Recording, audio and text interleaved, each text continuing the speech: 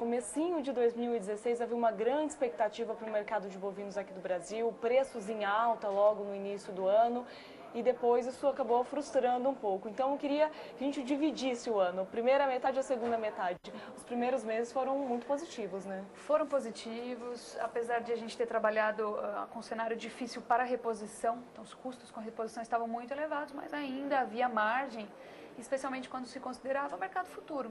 O mercado futuro até maio, aí junho, entre abril e junho, posicionou os preços de uma maneira muito positiva, né, e muito otimista em relação ao que aconteceu de fato com o mercado. Nós da Agrifato sempre vimos 2016 como um ano muito desafiador. Em primeiro lugar, por conta da crise econômica. A gente sabe que a relação entre crise, poder de compra e consumo de carne bovina é bem elevada, né, mais ou menos em 50%. Então, basicamente, para cada 10% de renda que se perde, 5% de consumo de carne vão para baixo, né?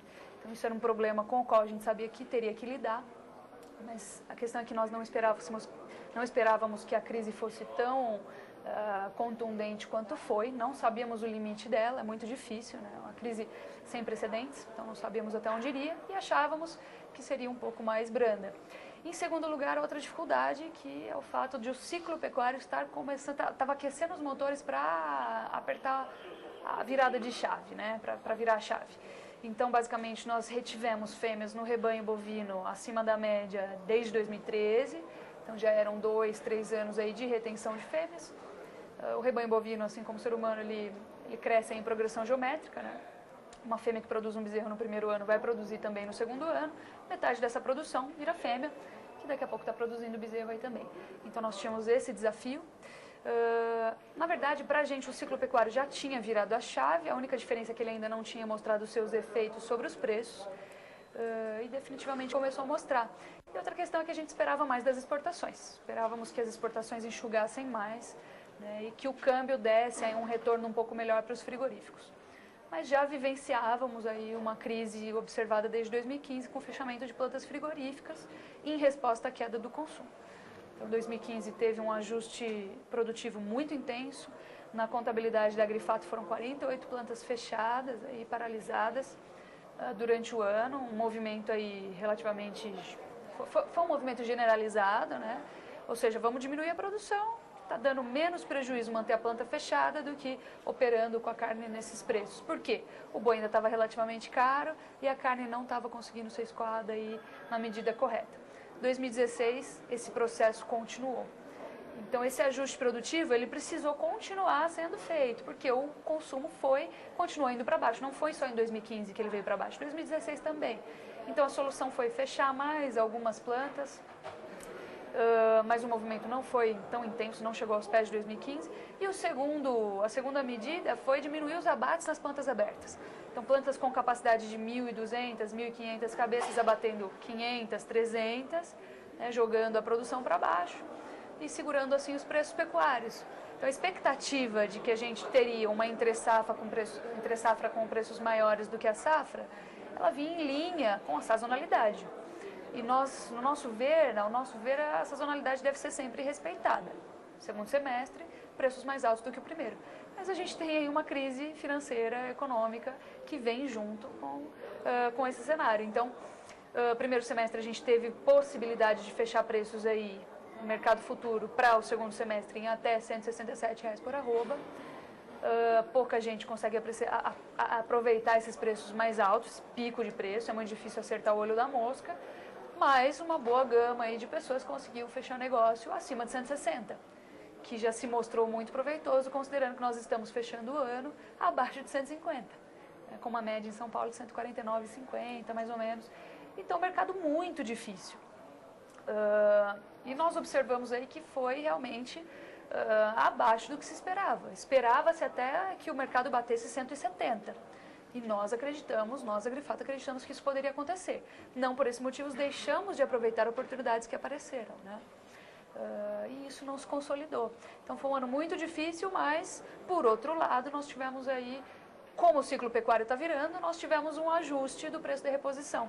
Então voltou-se a ver o bezerro, o boi magro trabalhando em patamares mais baixos, o que ajuda na margem do pecuarista também. Então 2016 um ano muito desafiador, trabalhando fora das expectativas, surpreendendo todo mundo e pela primeira vez desde 2012 que a gente viu, por exemplo, a atividade de confinamento realmente dar prejuízo.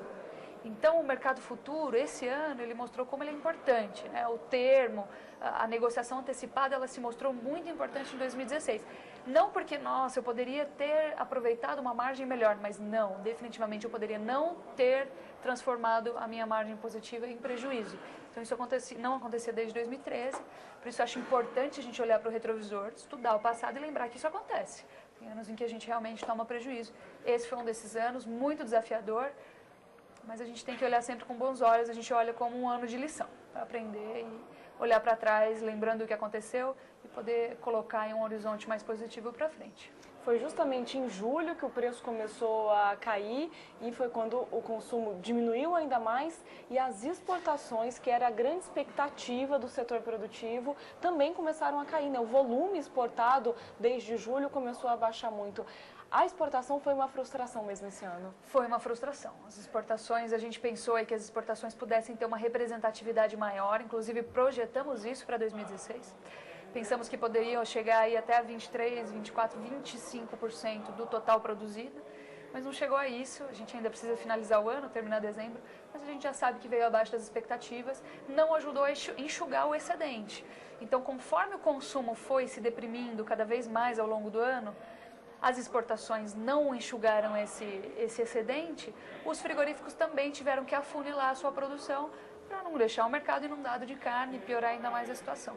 Então, houve ajuste produtivo em decorrência do consumo em queda crescente, né? E a frustração que as exportações trouxeram para esse excedente que deveria ser enxugado e não foi. As exportações, aliás, havia essa grande expectativa pela abertura mesmo de mercados, mas isso mostrou que não é um processo tão rápido, né? Esse ganho de mercado. Exatamente, é um processo burocrático que depende aí de muitas reuniões, muita conversa, documentação sendo providenciada. Então a gente tem barreiras aí a serem transpostas que definitivamente levam tempo. Quando se libera o mercado, a gente pode até começar a embarcar no dia seguinte, mas até isso pegar pressão, evoluir, é outra conversa, demora alguns anos aí para isso acontecer. Em segundo lugar, o dólar, né, que o dólar voltou a se desvalorizar frente ao real, né, a gente teve aí alguma luz no fim do túnel em relação à crise política, que na verdade até agora não se consolidou, por isso o dólar voltou a andar para cima, mas isso frustrou também. Então o dólar, né, perdendo o seu valor, faz com que o cliente internacional perca um pouco o seu poder de compra e diminua o apetite pela carne bovina. Isso sim é dinâmico. Você pode ter o mercado aberto, mas se o cara está com menos dinheiro para comprar, ele vai comprar definitivamente menos. Então essa questão do dólar aí ter se depreciado além do que se esperava, né?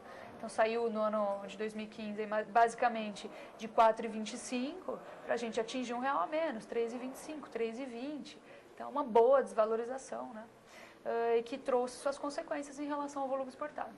Bom, nós tivemos nesses últimos meses ainda uma oferta restrita de animais, mais escalas de abate estendidas pelos frigoríficos, justamente pelo que você falou, esse ajuste no consumo. Qual que é a expectativa para 2017? Olha, a gente tem uma expectativa muito preocupante para 2017. Normalmente o pessoal não gosta quando a gente traz perspectivas negativas, mas quando ela aparece a gente tem que avisar de uma maneira bastante fria. Então nós tivemos em 2015, para começar a história, né, começar a explicar o movimento, uma queda mais ou menos de 9,5% para o volume de abates, de animais abatidos.